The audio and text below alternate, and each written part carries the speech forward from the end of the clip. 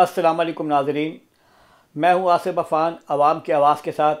آج ہمارے ساتھ شریک گفتگو ہیں جناب عطاء اللہ قاسمی۔ السلام علیکم سر۔ وعلیکم سر آپ السلام۔ ٹھیک ہیں؟ خیریت سے سر؟ بس وہ آپ کو دیکھا ہے تو خوش ہو گیا ہوں میں۔ واہ۔ اچھا سر، یہ بتائیے کہ یہ شہر لاہور علم و ادب کا گہوارہ ہوا کرتا تھا، تو کیا وجہ ہوئی کہ ہم بے ادب ہو گئے دیکھتے دیکھتے؟ یہ آپ نے عجیب تذکرہ چھیڑ دیا ہے، کیونکہ میں تو اس لاہور سے آپ سے کہیں زیادہ پرانا ہوں۔ جی ہاں۔ یعنی اس زمانے میں یہ جتنے مال روڈ پہ جو آپ کو کیفے نظر آتے ہیں، اب تو نظر نہیں آتے نا، اس وقت کتنے سارے تھے، اور سارے کے سارے شام کو پڑھے لکھے لوگوں سے، ادیب ہوتے تھے، اس میں شاعر ہوتے تھے، اس میں سیاسی رہنما ہوتے تھے، وہ سارے بیٹھتے تھے وہاں، اور کمال کی محفلیں ہوتی تھیں۔ مثلا شیزان نام کا جو ریسٹورنٹ تھا، وہاں حلقے کا اجلاس بھی ہوتا تھا، اور روزانہ نیچے سب پڑھے لکھے لوگ بیٹھ کے گپے، وہ کم وقتوں نے آگ لگا دی اس کو۔ اچھا، پھر کافی ہاؤس ہوتا تھا، وہ شاید اب بھی ہے، لیکن اب وہاں بندہ کوئی نہیں ہے، جو اب صرف کھابے کھانے والے جاتے ہوں گے وہاں۔ اچھا، اس کے ساتھ ایک اور ریسٹورنٹ تھا کافی ہاؤس کے ساتھ ہی، وہ مجھے اس کا نام نہیں یاد آ رہا۔ تو ان سارے سر ٹی ہاؤس، سوری، ہاں ٹی ہاؤس؟ نہ وہ پاک تو ٹی اور ہاؤس۔ وہ تو اور چیز ہے۔ اچھا پاک ٹی ہاؤس تو پاکستان بننے سے پہلے کا ہے، جی ہاں۔ اور وہ اب بھی ہے، لیکن ہونے اور نہ ہونے میں بڑا معمولی سا فرق ہے۔ جس زمانے کی میں بات کر رہا ہوں، اس ٹی ہاؤس میں کبھی کبھی فیض احمد فیض، کبھی احمد ندیم کاظمی، اور تقریباً روزانہ انتظار حسین، ناصر کاظمی، شہزاد احمد، یونس ادیب، یونس جاوید، اور جتنے بھی اہم نام تھے اس دور کے، وہ سارے آپ کو وہاں بیٹھے نظر آتے تھے۔ چنانچہ جس نے جس کو ملنا ہوتا تھا، جس اپنے پیارے ادیب کو، وہ وہاں آ جاتا تھا اور ملتا تھا۔ اور پھر یہی بات نہیں، بلکہ جو مال روڈ جو ہے، اب تو وہاں چلنا دشوار ہے، وہ اتنی خوبصورت اور اتنی کمال کی ہوتی تھی کہ بڑے بڑے مولانا صلاح الدین احمد اور دوسرے لوگ چلتے تھے وہاں پیدل، ایک سرے سے توپ، وہاں بنگیوں کی توپ تک چلتے تھے، اور پھر واپس۔ تو وہ لوگ بھی وہاں ملتے تھے، بڑے اور بڑے عجیب و غریب بھی باتیں وہاں۔ ایک دفعہ کافی ہاؤس میں حبیب جالب نے مولانا عبدالستار نیازی کو کہا، اب دیکھیں کہاں حبیب جالب، کہاں مولانا عبدالستار خان نیازی۔ انہیں کہنے لگا، اب رات کے 1 بج گیا ہوا تھا، کہ اب میرے ساتھ چلیں گھر۔ ان کہ یار یہ کوئی ٹائم نہیں، پلیز چلیں۔ اصرار کر کے ان کو ساتھ لے گئے۔ وہاں جب دروازہ کھلا والد صاحب نے، تو والد صاحب کو کہنے لگے، حبیب جالب آپ مجھے روز کہتے تھے کہ میں کن آوارہ گردوں کے ساتھ آدھی رات تک تو ان سے ملیں گے ہیں، مولانا عبدالستار خان نیازی۔ اچھا، اب وہ مولانا کا بڑا عقیدت مند تھا، وہ تو پیری پہ گیا۔ ایک واقعہ بڑا عجیب سا ہے کہ ٹولنٹن مارکیٹ کے قریب لوگوں نے دیکھا کہ آغا شورش کشمیری اور مولانا کوثر نیازی وہ گتھم گتھ ہیں ایک دوسرے سے، اور حتیٰ کہ اس نے کوثر نیازی نے آغا صاحب کو گرا بھی لیا نیچے، اور جو بدتمیزی ممکن ہے وہ ساری ہوئی۔ تو اتنے میں کسی نے دیکھا تو وہ اٹھے فوراً، اور بیچ بچاؤ کرایا۔ آغا صاحب بیچ بچاؤ نہیں کرایا، آغا صاحب کو اٹھایا انہوں نے، اور کوثر نیازی کو انہوں نے سنائی وہاں خوب۔ اور دیکھیں بات یہ ہے کہ آغا صاحب نے تو ساری عمر جیل میں کاٹی تھی، 8 سال تھے وہ، چنانچہ شوگر کی تکلیف ان کو تھی، ہر طرح کی تکلیف ان کو تھی، تو اس لیے تو وہ بیچارے رہ گئے۔ لیکن بہرحال ایسے ناگوار واقعات بھی ہوئے اور بہت سارے ہوئے، لیکن وہ رکھیں، سمجھیں آپ سمجھیں کہ وہ 1 تولے کے برابر بھی نہیں ہے۔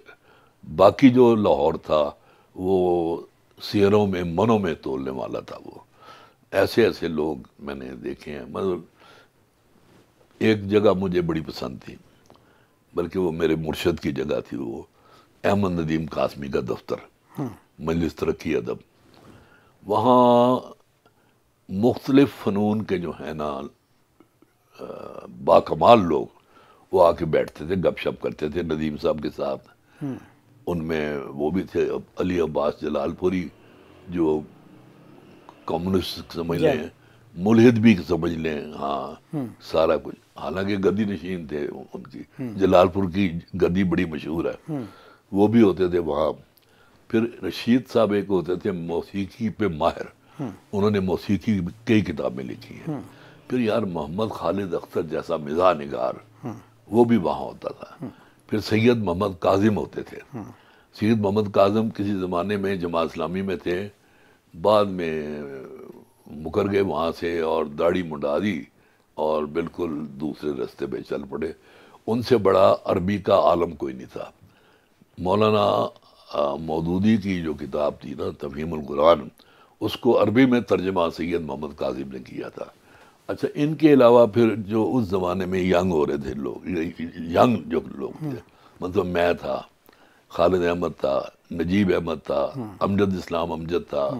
ہم بھی وہاں بیٹھتے تھے اور ان سے بہت کچھ سیکھتے تھے. بلکہ انہوں نے ہمیں اتنی کھلی چھٹی دے دی ہوئی تھی کہ ان کے سامنے بھی ہم شوخیاں کرنے سے باز نہیں آتے تھے. اور ندیم صاحب خود بڑے خوش مزاج تھے.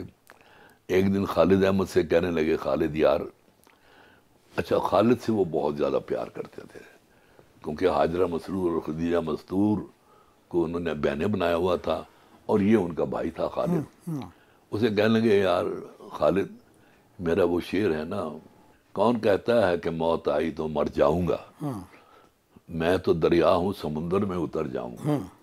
تمہاری طبیعت میں اتنی جلد بازی ہے کہ اگر تم یہ شعر کہتے، تم نے کہنا تھا کون کہتا ہے کہ مر جاؤں گا، میں تو دریا میں اتر جاؤں سمندر میں اتر جاؤں گا. تو اس طرح کی وہ کہتے تھے.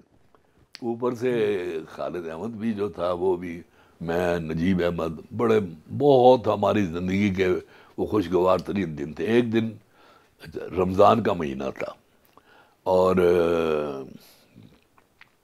ندیم صاحب نے اندر سے بند کیا ہوا دروازہ، باہر چوکیدار کھڑا کیا ہوا اور اندر ہم لوگ چائے پی رہے تھے. تو اتنے میں کسی نے ٹھڈا مار کے نا دروازہ کھولا.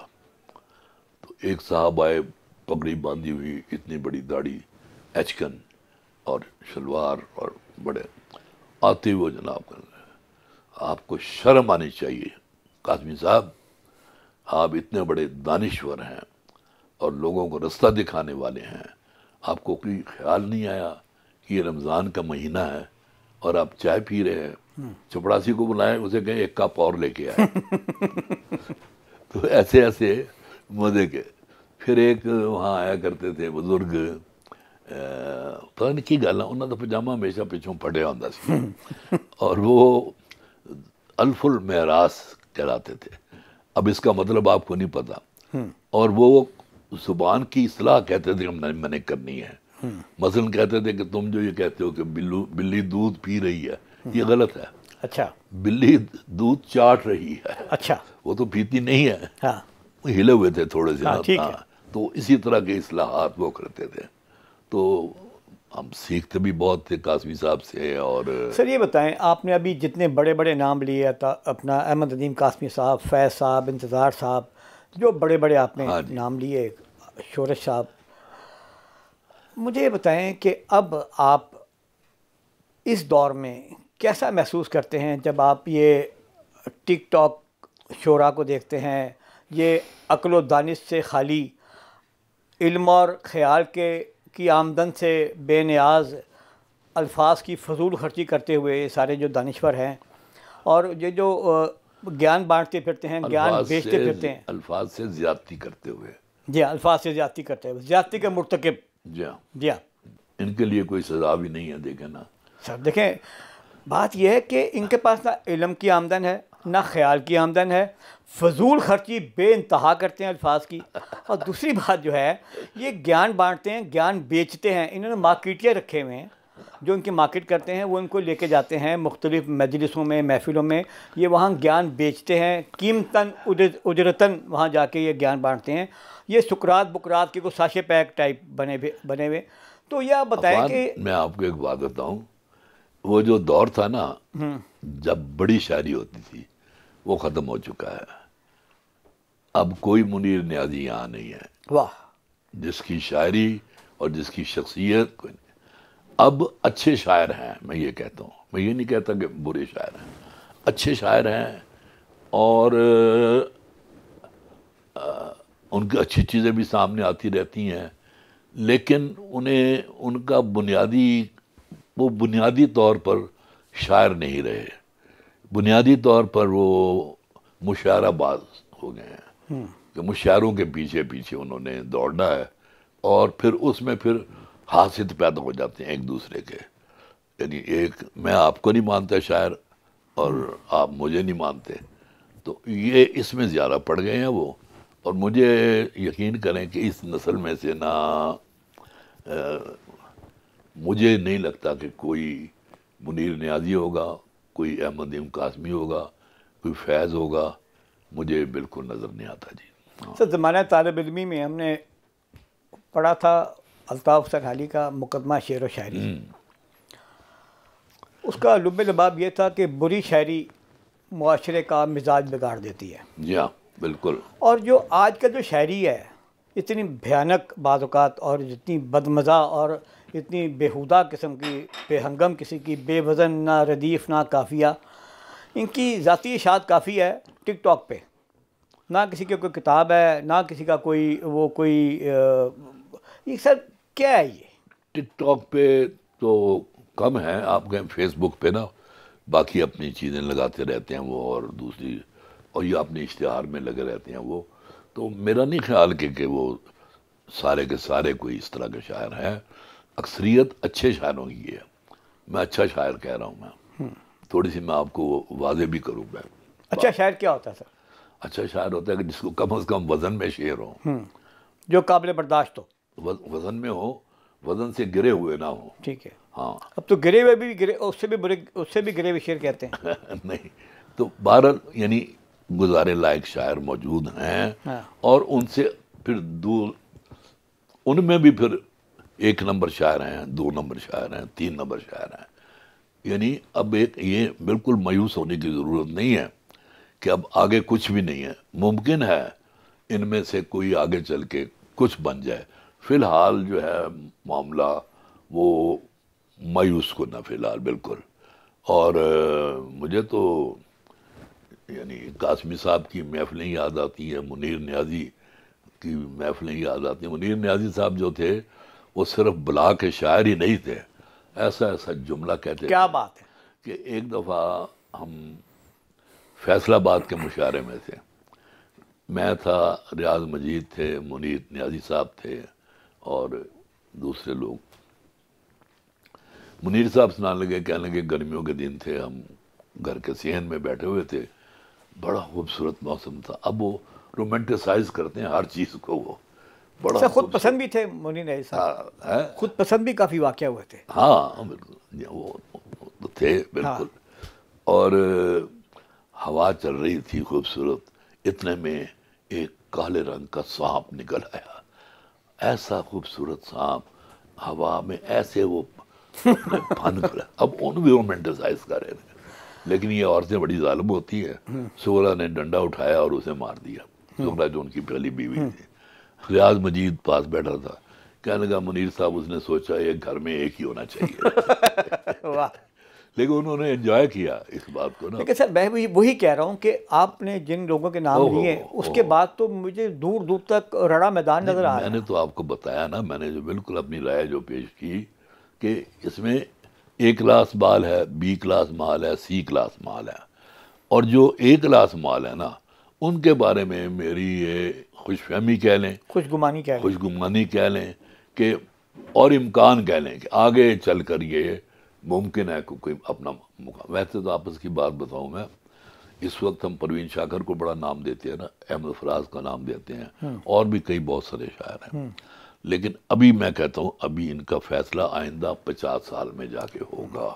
ان کا بھی اقبال کو پہلے دن تو اقبال نہیں مانا گیا، 100 سال کے بعد میر کو 100 سال کے بعد، مطلب بہت وقت گزرنے کے بعد پھر کھلتے ہیں سارے.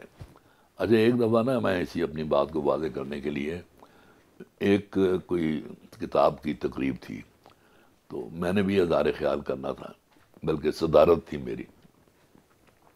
تو مجھ سے پہلے ایک مقرر نے کہا کہ قاسمی صاحب نے آج وہ جس کتاب کی صدارت کر رہے ہیں اس کے شاعر کے بارے میں کہا تھا کہ یہ سیکنڈ کلاس شاعر ہے.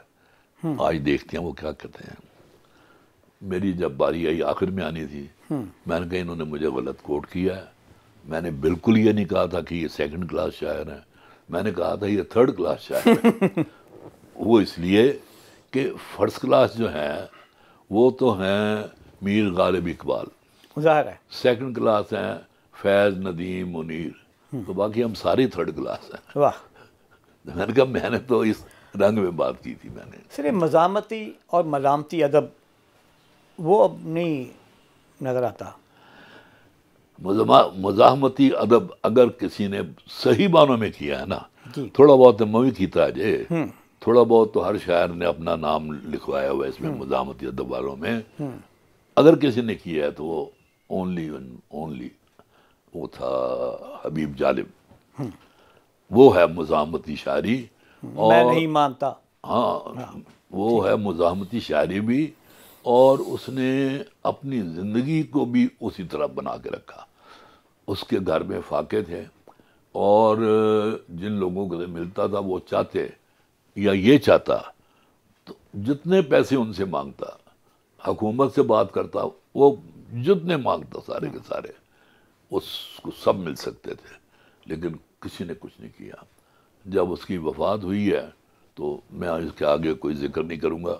جو کچھ میرے بس میں تھا میں نے کروایا. میں تو خود کچھ کرنے کی پوزیشن میں نہیں تھا. اسی طرح حمید کا بھی یہی معاملہ تھا، اور بھی جو لوگ میرے سامنے جنہوں نے زندگی گزاری تھی.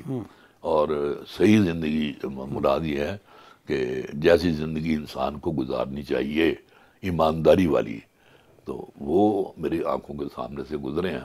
اچھا آج کل عوان میں آپ کو ایک اور بات بتاؤں. آج کل آپ کی شاعری کی کتاب چاہتے ہیں آپ اپنی؟ اگر چاہتے ہیں تو مجھے بتائیں.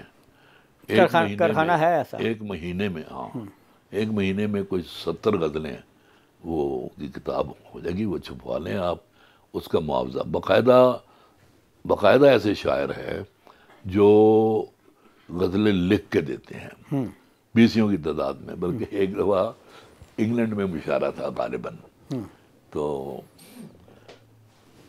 احمد نعیم قاسمی صاحب صدارت کر رہے تھے. تو ایک نوجوان آیا، لیکن وہ یہ ذرا اور طرح کا واقعہ ہے ویسے. ایک نوجوان آیا اور قاسمی صاحب کی موجودگی میں قاسمی صاحب کی غزل سنا کے چلا گیا. لیکن جاتے ہوئے نا ندیم صاحب کے گھٹنوں کو ہاتھ لگایا اور کہا ٹاٹے بچے کے. مراد یہ ہے کہ مال اگر چرایا تو اب دیکھیں نا، اب تو اکثر اب کیا بندہ کہے کہ اکثر ہمارے لکھاری بھی، ہمارے کئی کالم نگار بھی جن کو مطلب 2 سطریں ہی لکھ سکتے وہ قلم نگاری بھی کر رہے ہیں. جن کو شعر کا پتہ نہیں ہے وہ شعر و شاعری بھی کرتے ہیں، مشاعری بھی پڑھتے ہیں. یہ پی آر ٹول بن گیا میرا خیال ہے ایک. یہ تو بہت بڑا ہے. آپ کو میرے خیال میں، چونکہ آپ بھی سہیل وڑائچ کے دوست ہیں، میں بھی سہیل وڑائچ کا دوست ہوں. یہ تو آپ سہیل وڑائچ سے پوچھیں کہ کتنے لوگ ان کے پاس آتے ہیں کالم کے لیے اور کتنی خدمت کرنے کو تیار ہوتے ہیں. بلکہ مجھے پھر باتیں کچھ یاد آ جاتی ہیں مجھے نا. وہ ایک بندہ میرے پاس آتا رہا بہت عرصہ کہ جی میرا کالم شروع کروا دے جنگ میں. میں کہ یار میرا جنگ میں میں نہیں شروع کروا سکتا، اور میں نے تمہارا کبھی کبھی چھپتا میں پڑھ لیتا ہوں بس ٹھیک ہے. مجھے ایک بات یاد آئی ہے کہ جب میں نے جنگ جوائن کیا جی تو کیسے کیا اس کی تفصیل تو میں یہاں نہیں بیان کروں گا، اس میں خود ستائی آ جائے گی بہت ساری. تو اس وقت جو صفحہ 3 شکیل صاحب نے مجھ سے یہ بھی پوچھا تھا کہ کتنویں نمبر پہ آپ کا لگانا ہے کالم. اور آپ کتنے کالم لکھیں گے ہفتے میں، سب کچھ مجھ سے پوچھ کے میں نے کہا جی میں 5 کالم لکھ لیا کروں گا.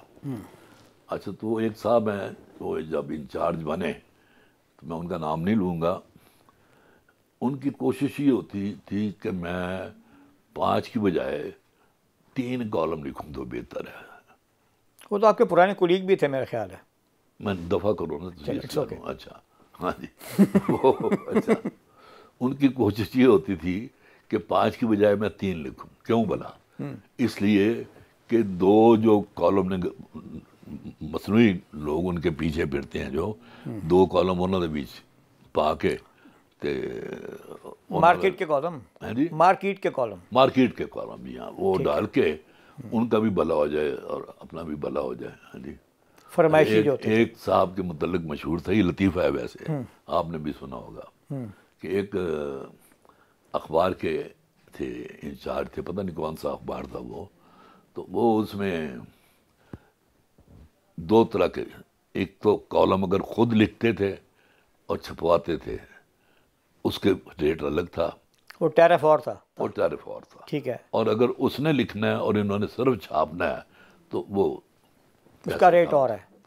ایک دن وہ اپنے گھر گئے اور بیوی سے کہنے لگے پیسے کٹ پیسے کٹ پیسے کٹ. ان کا کس بات کے پیسے؟ کہتے آج میں نے تمہارے ہسبینڈ کا کالم چھاپا ہے. اچھا قاسمی صاحب یہ بتائیے کہ جب آپ سفارت کاری کے محاذ پہ آپ جی جی ڈٹے ہوئے تھے تو اس کے بعد جب نواز شریف کی حکومت برطرف کی گئی اور پھر جو حالات آپ نے فیس کیے اور جس کڑے وقت سے آپ گزرے، تو اس میں آپ کیا سمجھتے ہیں کہ اس وقت آپ اگر آسان راستہ اختیار کرتے، آپ کے لیے محفوظ راستہ بھی تھا، آسان بھی تھا، اور آپ نے اپنی جو ایک لائن تھی کالموں میں آپ اس پہ بھی ڈٹے رہے، اس پہ بھی آپ ڈٹے رہے، اور آپ نے ایک جمہوری جو ایک راستہ تھا اور جمہوریت کا جو ایک تقاضا تھا آپ نے سبھی نبھائے، تو آپ نے کوئی آسان راستہ کیوں نہیں چنا؟ عفان میں 2 سال رہا ناروے میں سفیر. جی. اس دوران نواز شریف صاحب اور شہباز شریف صاحب اور ان کی اور کابینہ، انہوں نے آگے جانا تھا امریکہ، تو ادھر آئے تو میں نے ایک جلسے کا بہت بڑا اہتمام کیا. اچھا وہاں جناب لوگوں نے میرے نام کے نعرے لگانے شروع کر دیے، زندہ باد یہ وہ وغیرہ وغیرہ. جب میں واپس ان کو ایئرپورٹ چھوڑنے جا رہا تھا تو شہباز شریف نے کہا نواز شریف صاحب کو کہ جی آپ نے قاسم صاحب کی مقبولیت دیکھی ہے یہاں؟ کہنے لگے ہاں. کہتے ہیں حالانکہ ہم جہاں جاتے ہیں جس ملک میں، وہاں لوگ اس سفیر کے خلاف نعرے لگا رہے ہوتے ہیں اور کہہ رہے ہوتے ہیں کہ اس کو واپس بلائیں. تو ان کی کارکردگی باقی شعبوں میں بھی نظر آئی ہے، تو میرا خیال یہ ہے کہ انہیں اب کسی بڑے اسٹیشن پر بھیج دینا چاہیے. تو اس وقت میری جو مرضی کہہ لیں، جو جہاں میں جانا چاہتا تھا وہاں آلریڈی ایک بندے کو بھیجا جا چکا تھا. تو پھر یہ خالی تھی یہ جو ہے تھائی لینڈ. خیر میں گیا وہاں، ابھی مجھے وہاں صرف 3 مہینے ہوئے تھے.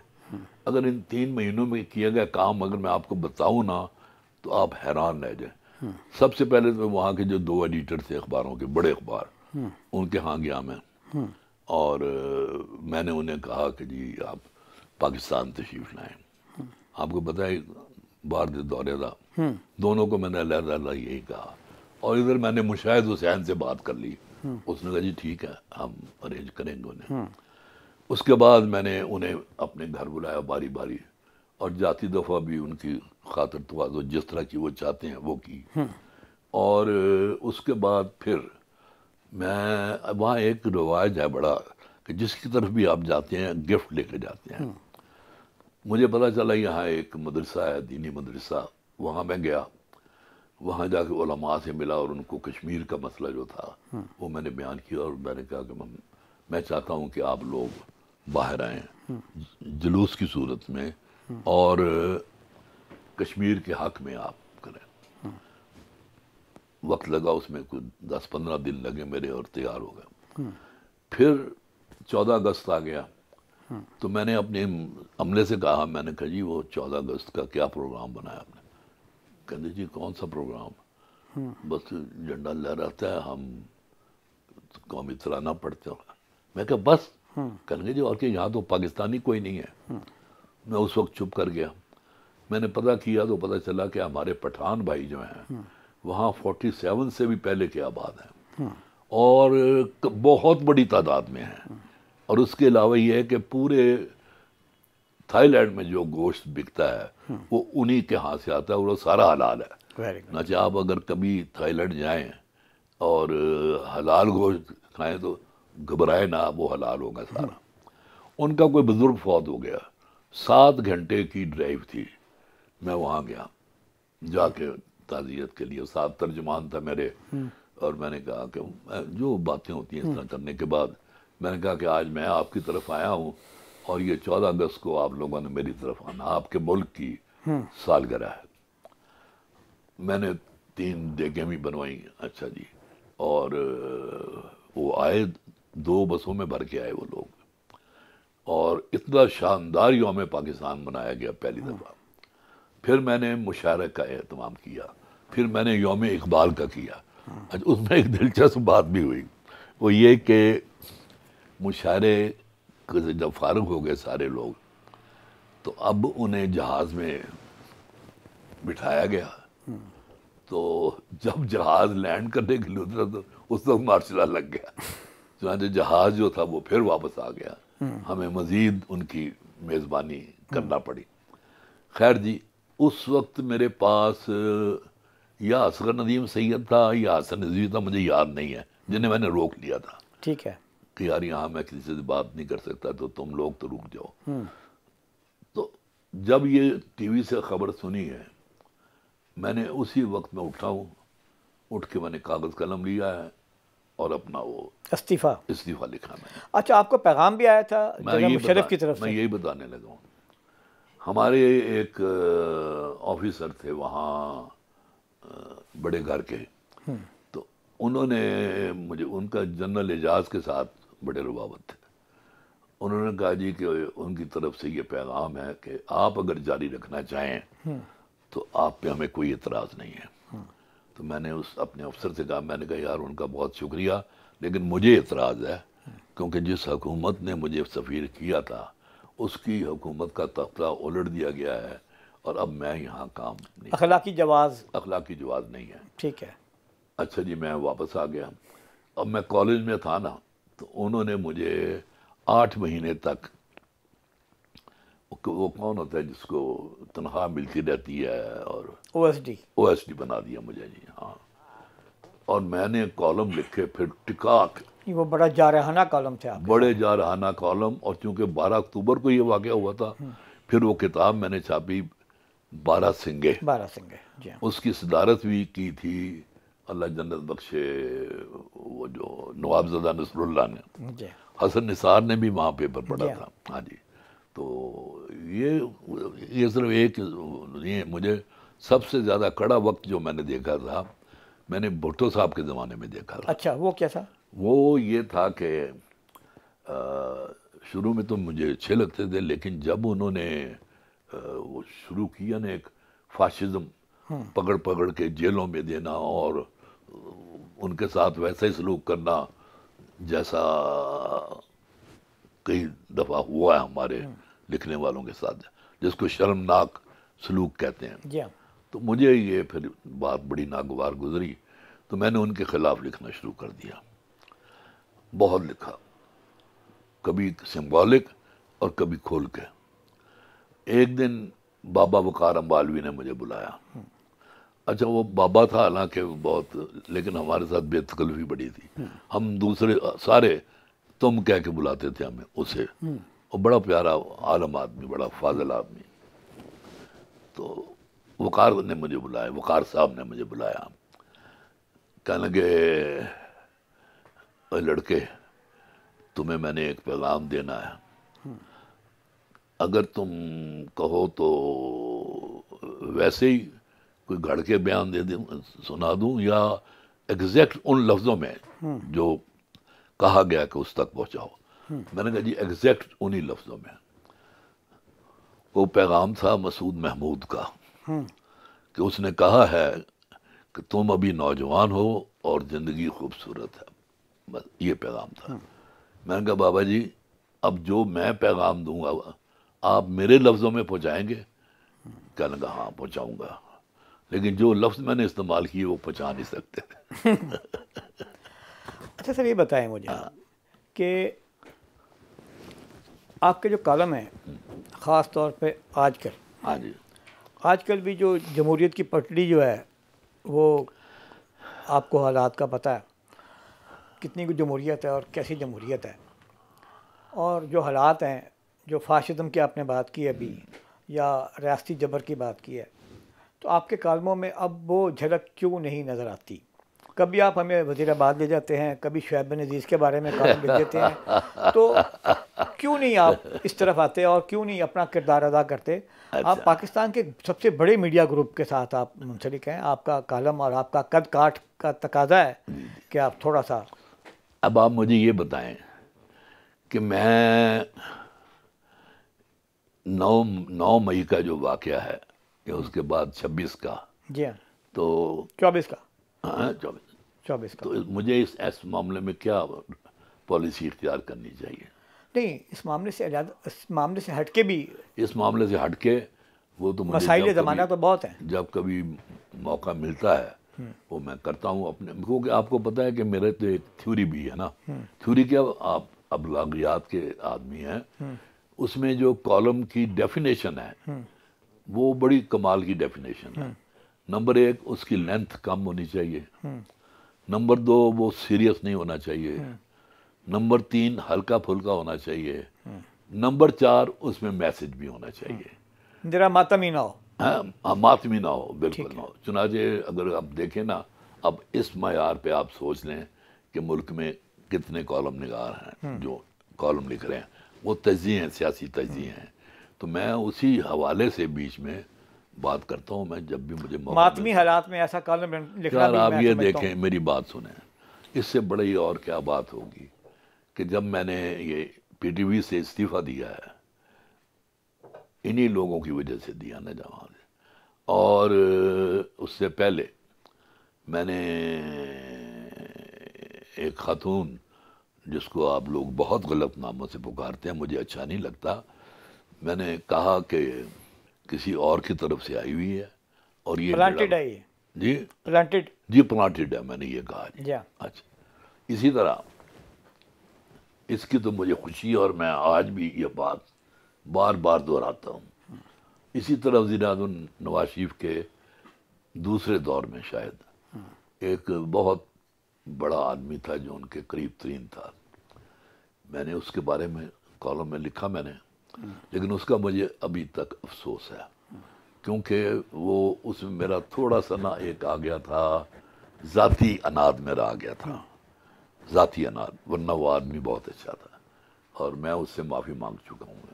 قاسمی صاحب، آپ راجنیتی کے ایوان اقتدار کے بہت قریب رہے ہیں، آپ کے حکمرانوں سے بھی بڑے قریبی مراسم رہے ہیں، تو آپ نے غلام گردشیں اور محلاتی سازشیں سبھی سے آپ واقف ہیں. تو آپ نے کوئی آج تک کوئی کالم، کوئی ایسا انکشاف، کوئی ایسی کتاب، کوئی یادداشتیں جو تاریخ کا قرض کے طور پہ آپ نے اتارا ہو یا ارادہ رکھتے ہوں؟ میں اس طرح کے کسی بھی راز سے واقف نہیں ہوں جس سے آپ نہ واقف ہوں. مثلا میں آپ کو بتاتا ہوں کہ میرا رویہ بالکل اور طرح کا رہا ہے. کٹر جمہوریت پسند میں اور شدید مخالف ہوں میں آمریت کا. یعنی آپ دیکھیں کہ میں ابھی اسکول میں پڑھتا تھا میں، تو وہ اسکندر مرزا سے کے دور میں ایک اخبار تھا، اس دور کا بڑا مشہور اخبار تھا. میں نے جنرل اسکندر مرزا کے خلاف 10ویں جماعت کے طالب علم نے خط لکھا اور وہ چھپ گیا. اچھا جی، اس کے بعد آ جاتا ہے ایوب خان. تو بطور طالب علم میں نے ڈانگیں کھائیں، ایک چھت پر سے مجھے چھلانگ بھی لگانی پڑ گئی کیونکہ پولیس وہاں بھی پہنچ گئی تھی. اچھا، پھر انہی دنوں میں مطلب اور بھی، یعنی میں بالکل پیچھے نہیں ہٹا، میں لالٹین کا نشان لگا کے یہاں پھرتا تھا میں. اور ماڈل ٹاؤن لاہور میں ایک جلسہ تھا جو الیکشن کمپین تھی، وہ ایوب خان کی، تو وہ ہمارے دوست ہی تھے، عین غین کہلاتے تھے وہ، دو بھائی تھے وکیل، ان کی شکلیں بھی ایک جیسی تھیں، لباس بھی ہو بہو وہی پہنتے تھے جو ایک نے پہنا ہوتا تھا، چنانچہ ان کو عین غین کہتے تھے لوگ. تو اس زمانے میں ہر کوٹھی 6 کنال کی ہوتی تھی ماڈل ٹاؤن میں، تو 6 کنال کی کوٹھی میں انہوں نے نا اپنا لان کافی بڑا تھا، وہاں مادر ملت کے خلاف جلسے کا اہتمام کیا. جو وزیر آیا مجھے اس کا نام یاد نہیں رہا، امرتسر کا تھا وہ، اور اس نے بد زبانی شروع کی مادر ملت کے بارے میں. میں پہلے کھڑا تھا، میں بیٹھا تو ہوا ہی نہیں تھا، پیچھے کھڑا تھا میں بالکل. میں نے ہاتھ اٹھا کے نا میں نے کہا بکواس بند کرو. اندازہ لگائیں، وہاں ایک بدماش تھا ماڈل ٹاؤن کا بہت بڑا، عاشق لنگڑا.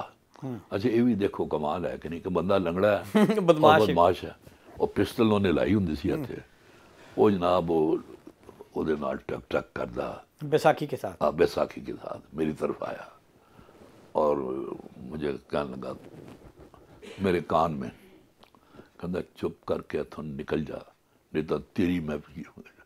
میں نے اچھا جناب میں نکل گیا چپ کر کے، اور میں کی کرنا تھی ہوتے میں. اچھا اسی طرح اب دیکھیں ضیاء الحق کا زمانہ آتا ہے، بھٹو کے دور میں بھی میں نے اپنا کردار ادا کیا، میں نے ایوب خان کے دور میں بھی اپنا کردار ادا کیا، پھر ضیاء الحق کا زمانہ آتا ہے.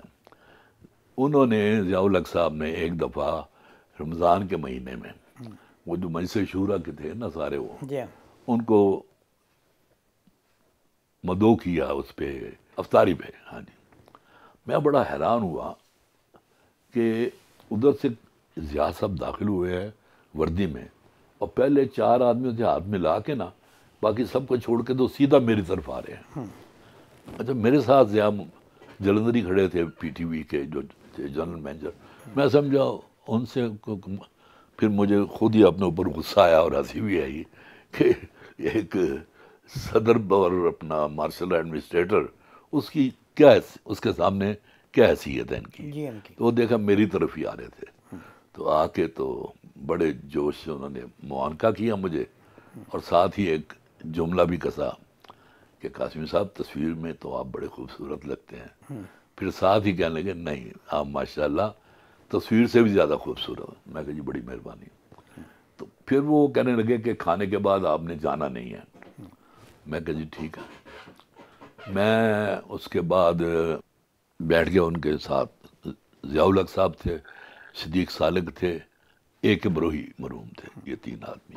پہلے گپ شپ کرتے رہے، پھر ضیاء صاحب نے میرا ہاتھ پکڑا اور جو مسائل تھے جو کچھ چل رہا تھا اس کے بارے میں میری رائے لیتے رہے.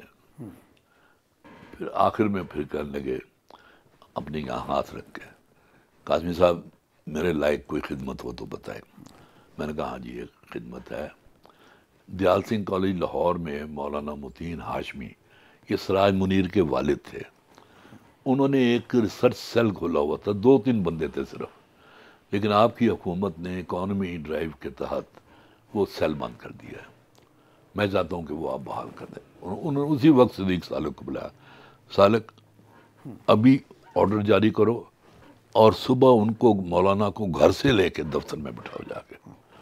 میں کہ جی بہت شکریہ. اس کے بعد دوبارہ انہوں نے پھر ہاتھ رکھا، کب سے میرے لائق کو خدمت ہو دکھتا ہے. میں نے کہا جی میں نے عرض کر دی آپ نے تو میری توقع سے بھی زیادہ. نہیں وہ تو آپ نے مجھ گناہگار کی نامہ اعمال میں ایک نیکی کا اضافہ کیا، آپ مجھے کوئی خدمت دا کہ مانگے یار جو منگنا ہی مطلب. ہاں میں نے کہا جی بہت بہت بہت شکریہ جی. اچھا اس کے بعد میں نے کئی کالم لکھے، لیکن چونکہ نوائے وقت کی اپنی ایک تھی ادھر تھوڑا سا رجحان، تو اس طرح میں نہیں لکھ سکتا تھا، لیکن لکھے بہرحال. ایک کالم کا عنوان تھا وقت کا ضیاع نقصان. اچھا پھر جب ڈیتھ ہوئی ہے نا اس کی اپنا ضیاء الحق کی، تو میں اس میں چونکہ وہ صدیق سالک بھی چونکہ فوت ہو گئے تھے، تو صدیق سالک میرا دوست تھا بڑا، تو میں نے کالم لکھا، اس میں غلطی سے تصویر انہوں نے ضیاء الحق کی لگا دی۔ اچھا، میری ہمشیرہ کا مجھے خط آیا کہ وہ اتنا بڑا اسلام کا پیروکار، اسلام کا مبلغ، میں بہت خوش ہوئی جب میں نے دیکھی تصویر کہ آخر میرے بھائی کو عقل آ گئی اور اس نے یہ وہ لکھا۔ میں نے پھر اس کے جواب میں کالم لکھا، میں نے کہا جسے تم اپنی بہن کا نام لے کے کہ جسے تم یعنی یہ کہہ رہی ہو کہ وہ عالم اسلام کا بہت بڑا لیڈر تھا اور اسلام کا بہت بڑا یہ وہ، تو اس نے یہ چیزیں جو کی ہیں ساری، اگلی گل سن کے تسی حیران رہ جاؤ گے۔ اس کے بعد حسین حقانی کا کالم آیا میرے کالم کے جواب میں، حسین حقانی کا، حسین حقانی کا، جس میں انہوں نے اس کی بے پناہ خدمات گنوائی تھی۔ پھر مجھے مجبوراً ایک اور کالم لکھنا پڑا، اور پھر میں نے بھی ان کی خدمات وہ گنوائی جو حسین حقانی میرا دوست ہے بڑا پیارا، آج کل بھی میری ان سے بات رہتی ہے، میں نے وہ گنوائی۔ تو میں اچھا پھر تو اگلا اس کے آگے اس کے بعد کون آتا ہے جی؟ ضیاء الحق کے بعد آ گئی تھی نا بی بی بے نظیر کی ہاں، یہ دیکھیں یہ بھی بہت ضروری تھا بتانا آپ کا، بالکل۔ میں نے ان کے خلاف بھی لکھے کالم، لیکن آج میری رائے جو ہے نا کچھ اور ہے۔ وہ جو لکھا میں نے وہ صحیح لکھا تھا، غلط نہیں لکھا تھا، اور یعنی ان کی جو خوبیاں تھیں وہ یہ تھیں کہ انہوں نے ایٹمی پروگرام کی بنیاد رکھی، انہوں نے وہ آئین، ہمارا آئین دیا پاکستان کو، انہوں نے وہ کیا جو تھا اپنا ایک پوری اسلامی یعنی جو تھی امہ ان کو، وہی تو ذوالفقار بھٹو، یہ تو ذوالفقار علی بھٹو کا کارنامہ تھا نا، ہاں تو اسے یہ میں بے کہہ رہا نظیر ہوں۔ بھٹو آئی تھی ضیاء الحق نہیں کے بعد۔ یار، بات تو شروع تو میں ذوالفقار علی، ہاں میں کہ لیگیسی ان کے، تھی نا، ہاں ذوالفقار علی بھٹو کی لیگیسی تھی وہ، ہاں، میں یعنی ان کے جو پہلا دور تھا پیپلز پارٹی سے، بھٹو صاحب کا، ہاں ان کے والد کی بات۔ یہ باتیں مجھے بڑی اچھی لگتی تھیں، لیکن اس کے بعد جب انہوں نے پھر فاشزم شروع کی، آپ کو یاد ہوگا یا نہیں ہوگا مجھے نہیں یاد، علماء کو اور دوسرے لوگوں کو پکڑ پکڑ کے جیلوں میں ان کے ساتھ وہی جس کو کہتے ہیں نا شرمناک حرکت وہ کی گئی ان کے ساتھ، پھر میں ان کے خلاف ہو گیا میں، اور اب میں پھر ان کے، ہاں سب سے بڑی جو انہوں نے ایسٹ پاکستان ہاتھ سے گوایا، اس میں اگرچہ مکمل طور پہ نہیں لیکن بھٹو صاحب بھی شریک تھے اس میں، وہ اگر مان لیتے بات، کہتے ہیں نا ادھا نقطہ، وہ کہڑا ادھا نقطہ سی، یعنی مشرقی پاکستان یعنی دو صوبے ہو جاتے ہیں، ایک ہی ملک ہوتا، لیکن بار تو یہ میرے تھے۔ لیکن اس کے بعد اب میں جب کبھی سوچتا ہوں نا کہ جو ظلم ان کے خاندان سے ہوا ہے، توبہ، کسی سیاستدان کو وہ دن نہیں دیکھنے پڑے۔ بھٹو کو غیر تو بے ایمان، ظالموں نے پھانسی چڑھا دیا بغیر کسی وجہ کے، بغیر کسی ثبوت کے، اور وہ مولوی جو تھا جد ہوتا مولوی مشتاق، مولوی مشتاق، اس کی اپنی کچھ تھی حرکتیں۔ اس کے بعد پھر بے نظیر بھٹو، اس کو انہوں نے مروا دیا، اس سے پہلے دو بھائی مروا دیے، پورا خاندان مروا دیا نا، اور اب ان کا ایک جو ہے، اور وہ نصرت بھٹو جن حالات سے گزری، ہاں وہ ہاں، اور ایک یعنی جو شاید آپ کے علم میں نہ ہو، وہ انگلینڈ میں ہے اور وہ ملنگ ہو گیا ہوا ہے، ذوالفقار جونیئر، ہاں ذوالفقار ذوالفقار جونیئر جونیئر، کا، وہ ترک دنیا والا حساب ہو ترک دنیا اس نے جو دیکھا اس کے خاندان کے ساتھ ہوئی ہے، یہی بنتا تھا۔ تو اب میری ان کے ساتھ ہمدردی ہے بہت، ان کے جرائم اپنی جگہ پہ، لیکن ان کی قربانیاں جو ہیں وہ اپنی جگہ پہ۔ سر یہ بتائیں کہ 2018 میں بھی آپ کو تنقید کا نشانہ بنایا گیا، آپ کے خلاف ایک منظم ایک مہم چلائی گئی، اس میں آپ کے کردار کشی بھی کی گئی، ہرزہ سرائی بھی کی گئی، اور اس کے بعد اللہ تعالیٰ نے آپ کو سرخرو بھی کیا۔ آپ کیا سمجھتے ہیں کہ 12 اکتوبر کے بعد بھی آپ کچھ حالات سے، کڑے حالات سے گزرے، اس کے بعد یہ 18 میں بھی آپ کے ساتھ تو اس میں کوئی اپنوں کا کرم شامل حال رہا؟ جی اپنوں کا تھا. آپ تو یعنی باخبر آدمی ہیں, آپ کا تو علم ہوگا کہ وہ مقدمہ تھا کیا. وہ مقدمہ یہ تھا کہ میں چیئرمین تھا. میں پہلی بات تو سنیں کہ جس دن میں چیئرمین کی کرسی پہ بیٹھا ہوں تو میرا ڈائریکٹر فائنانس آیا 2 لاکھ روپے کا چیک لے کے کہ جی یہ جب بھی کوئی نئے آتے ہیں ان کو دیتے ہیں کہ یہ چیزیں ویزیں لے لیں. میں نے کہا میرے پاس آلریڈی ہیں چیزیں. تو کہتا پھر چیک واپس کر دیں. میں کہا پھاڑ کے واپس کروں گا. وہ میں نے اس کو پکڑا دیا جی. اچھا, جو مجھ پر الزام لگایا گیا وہ یہ تھا کہ یہ ایک پروگرام بھی کرتے تھے ساتھ. ایک پروگرام کرتا تھا کھوئے ہوئوں کی جستجو. ٹاپ کے لوگ پورے پاکستان کے اس میں ان کے انٹرویو کیے گئے. انہوں نے کہا جی کہ اس پروگرام کی جگہ اگر اشتہار چلائے جاتے تو اتنے کروڑ روپے ملنے. اب تو بھرمار اشتہاروں کی دیکھا نہیں آپ, لائن لگی ہوئی ہے ریگل چوک تک, اشتہاروں کی لائن لگی ہوئی ہے. اچھا, اور پھر وہ جو اس کا چلتا ہے نا, جو پہلے چلتا ہے اس سے پرومو, جی ہاں, وہ اس کے بھی اگر اشتہار کرتے تو اتنے پیسے بنتے جی سارے. تو چنانچہ اور پھر پتہ نہیں کیا, مطلب ایک پیسہ بھی انہوں نے یہ نہیں کہا کہ میرے جیب میں گیا ہے. کوئی ایک دھیلا یا میں نے کوئی ذاتی تشہیر کا انہوں نے آپ پہ ایک, اس میں ذاتی تشہیر کہاں سے آتی؟ انہوں نے جو کاریگر بیٹھے تھے پیچھے, ہاں نہیں, انہوں نے تو بس وہی تھے کاریگر بیٹھے ہوئے, یہ انہی کی تھی خباثت. لیکن اس کے باوجود آپ میرا حوصلہ دیکھیں کہ میرے دل میں نواز شریف صاحب کے بارے میں کوئی بال نہیں آیا جی میرے دل کے شیشے میں. کیونکہ ان کو بھی جب پتہ چلا, پھر مجھے بڑی آفرز کی گئیں, بہت ساری آفرز. تو میں نے کہا نہیں, سوال ہی پیدا نہیں ہوتا, میں تو اب کوئی آفر ایسی نہیں لوں گا. میں فلانے کا بن جائیں, فلانے کا بن جائیں, فلانے کا. آپ نے میاں نواز شریف صاحب سے کبھی گلہ بھی نہیں کیا کہ یہ آپ کے جو ارد گرد جو, چلے میں بتا دیتا ہوں آپ کو کہ جب یہ واقعہ ہوا تو میں نے ان تک کنوے کیا کہ جی میرے ساتھ یہ ہوا ہے. تو انہوں نے اپنے گھر پہ مجھے اور آپ کو کھانے پہ بلایا, مجھے اپنا پرویز رشید کو اور مریم نواز کو. میں تو ڈرتا تو ہوں ہی نہیں نا کسی سے. جو میرے دل میں ہے نا اناد, وہ بھی ظاہر ہونا ہے, جو محبت ہے وہ بھی ظاہر ہونی ہے, کھلی کتاب ہے, جو مرضی کر رہا ہوں. میں نے وہاں پھر اس خاتون کے بارے میں وہ کچھ کہا, بلکہ شاید اس سے بھی زیادہ کہا جو میں نے ٹی وی پہ اس کے بارے میں کہہ دیا تھا. تو اس دوران میں نے فیل کیا کہ بہرحال نواز شریف صاحب تو سن رہے ہیں چپ کر کے. بہرحال اس کے بعد کے حالات جو ہیں وہ یہ ہیں کہ نواز شریف صاحب کے ساتھ تو میری محبت کا رشتہ اسی طرح برقرار ہے. انہوں نے بہت اسپیشل بات ہوتی ہے کہ یہ رمضان کے مہینے میں اپنے گھر جو افطاری کرتے ہیں وہ, تو مجھے بطور گھر کے ممبر کے طور پہ اس افطاری میں شریک کیا. ہاں, اس کے علاوہ وہ مجھ سے بہت پیار کرتے ہیں اور میں ان سے بہت پیار کرتا ہوں.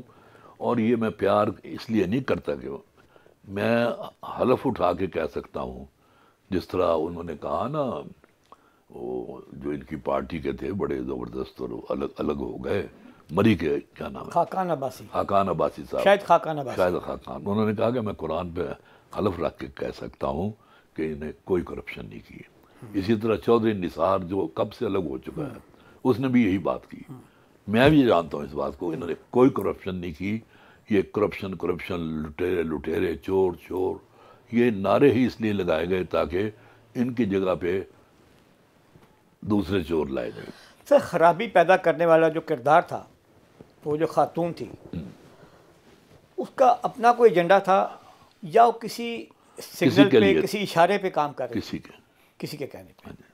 تو آپ نے ان کو نظر انداز کیا ہوا ہے کبھی؟ آپ نے اپنا جو آپ کے پر جو گزرا ہے, آپ کے پر جو گزری ہے, آپ نے کبھی اس کو مطلب اپنا کبھی اظہار نہیں کیا آپ نے کھل کے اس طرح سے کہ جی, لیکن کیا آپ سمجھتے ہیں آپ نے درگزر کر دیا ہے کہ یا آپ؟ درگزر تو نہیں, میرے دل میں ایک سخت اس کے لیے ایک گالی ہے میرے دل میں اس کے لیے.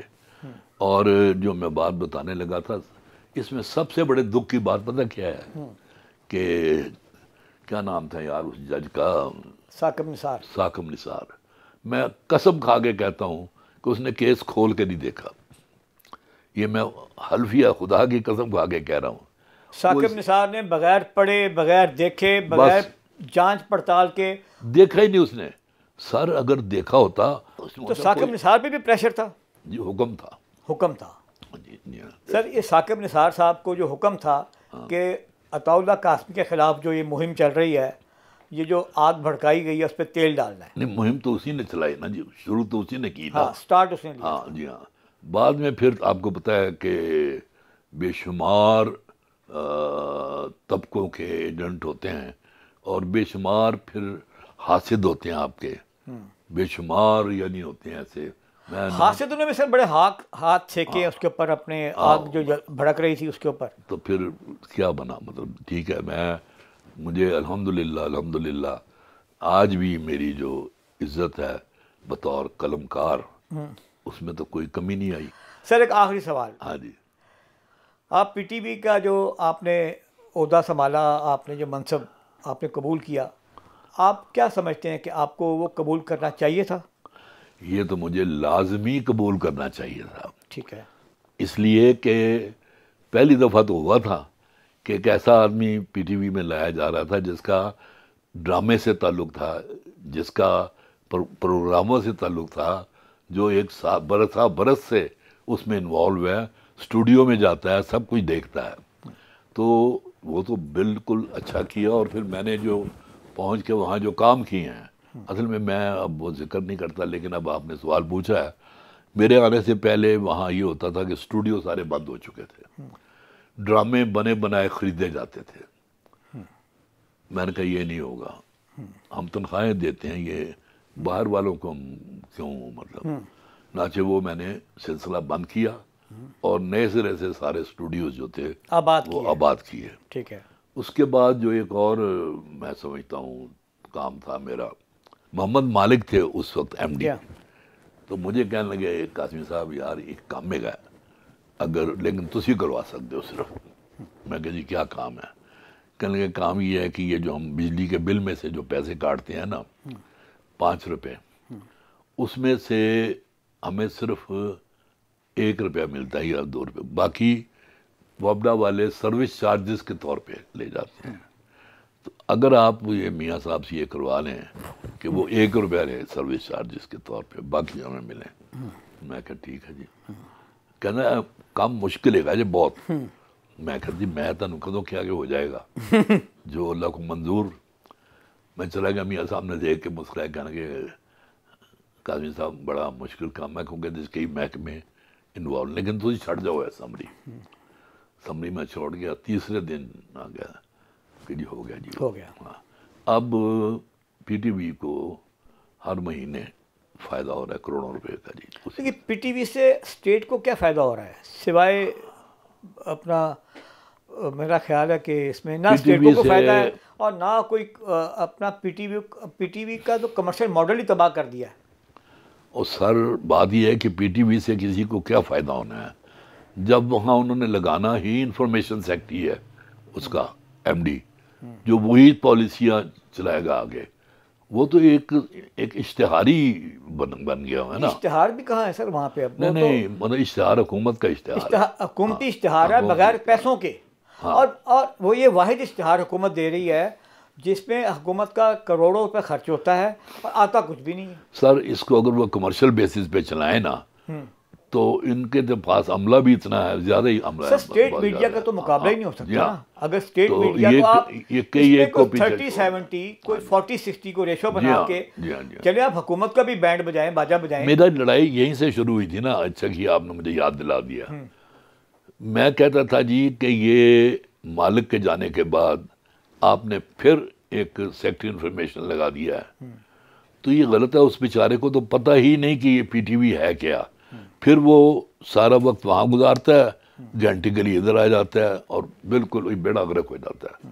میری لڑائی مسلسل یہی رہی، لیکن جو انفارمیشن والے تھے وہ یہ چاہتے تھے کہ قبضہ ان جو کا سیکٹری رہے. انفارمیشن ہوتا ہے وہ پی ٹی وی کو ایسے چلاتا ہے جیسے کوئی سیکشن کو چلاتے ہیں نا, سیکشن افسر ہے وہ, M D P T V یا چیئرمین پی ٹی وی کو اپنا سیکشن افسر ان سمجھتا کو ہے. کیا پتہ بیچاروں کو, دیکھا ٹھیک نا, ہے, سرکاری بابو ہیں وہ تو. اسی لیے میں نے کہا نا کہ میں نے وہ قبول کیا, میں نے بہت اچھا کیا اور سوچ سمجھ کر کیا تھا میں نے وہ. بالکل. لیکن انفارچونیٹلی کوئی نتھنگ, کوئی نہیں, آپ نے تو اپنا اچھا ڈالا, آپ نے تو اپنا ساری کردار ادا کیا. ساری دنیا کو الحمدللہ پتہ چل گیا کہ حقیقت کیا تھی, الحمدللہ. اور میرا ضمیر صاف ہے, میرے دل پہ کوئی بوجھ نہیں ہے. تھینک یو قاسم صاحب, بہت شکریہ.